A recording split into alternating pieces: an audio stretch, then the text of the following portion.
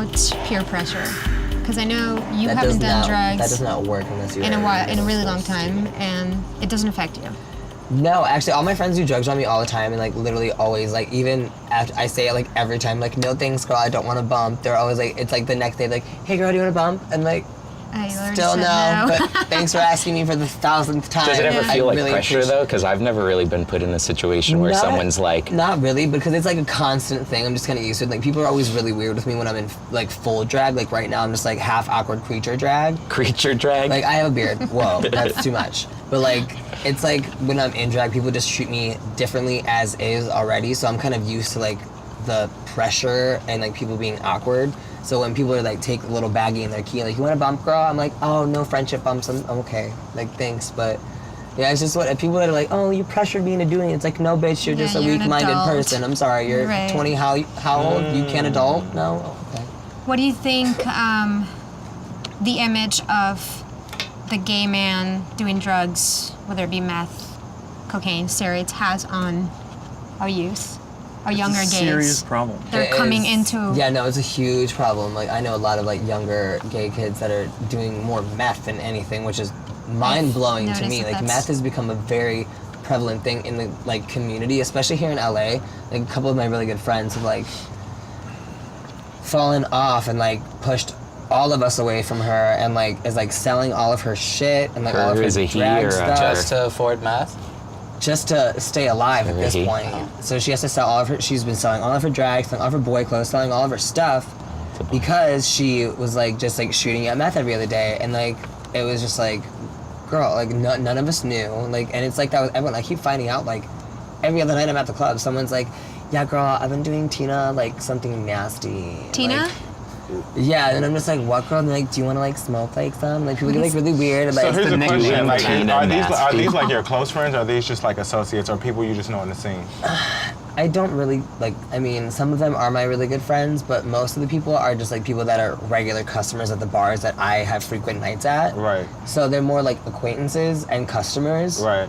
But some of them are my actual like friends. Like we hang out away from the nightlife, and it's like they know Sam, not just Kate. So has there like been any like instance where you felt obligated to like talk to your friend or help your friend or like try? Yeah, we tried, but like I said, she pushed everyone away. Every single time we tried to help her, she pushed us all away. So the last time we tried to have like an intervention, she like completely blocked all of us from social media, blocked all of our phone numbers. She's like, I don't want to talk to any of you ever again. Like it was very that. It was messy.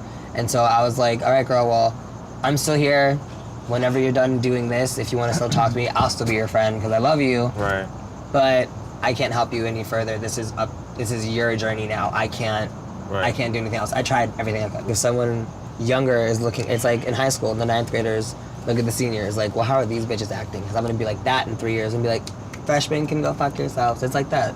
It's like the older gays are like, we're doing this and we're doing that, and we're doing this, and like this is what you need to do when you come to white party, and like this is when you go to this party, you have to do this, and when you go out to this club, you have to do this. Like, and you have your poppers with you need to do this, you need to do this, you need to do this. So the younger gays are like, it just perpetuates the cycle. Exactly. But no one's doing anything about it because they're not, because no one cares. Everyone's gonna keep doing it regardless. Exactly, because people are people, and they don't care. When it comes to youth and who they view as role models or, you know, how they're experiencing things, I personally, when I was 21 and first going out in LA, I wasn't really like looking at the crowd and deciding who was going to shape my opinions or my experiences. Right. So for me, it's like, yeah, of course, the people you hang around with and the friends that you decide are your friends are going to shape your kind of interactions with drugs. Mm-hmm. My first drug experience was marijuana, you know, smoking weed, which is not a drug anymore, you know, whatever. You know, come November, who knows what'll happen with, well, I was just in Denver. In Denver, it's recreational. You can go in, you can buy marijuana. Like, it's not a thing anymore. Because I've never really gone too deep in the drug world, yet I've been in situations where people are doing it, or at a house party and, you know, there's a mirror and there's cut lines on a table. Like, that doesn't bother me. but I also don't feel, because I'm in that situation, that I'm pressured to do it. So anyone who is a youth and says like, oh, I'm doing these things because I'm hanging around with people who are pressuring me to do it, like maybe these people really shouldn't be your friends. Like that would be my advice or the consideration on that type of scenario. Because I have younger friends who they say like, oh, I've been thinking about this or I've been thinking about that in terms of drugs, and my advice is do what you want to do. Like I'm not going to tell you don't do this, don't do that. Like realistically, yeah, don't do meth, don't do heroin. Like if you're gonna take a first step and see what it's about, yeah, I'll roll you a joint. You like sativa, hybrid, or indica, and I'll be your sommelier of marijuana for you. Outside of that, I just don't.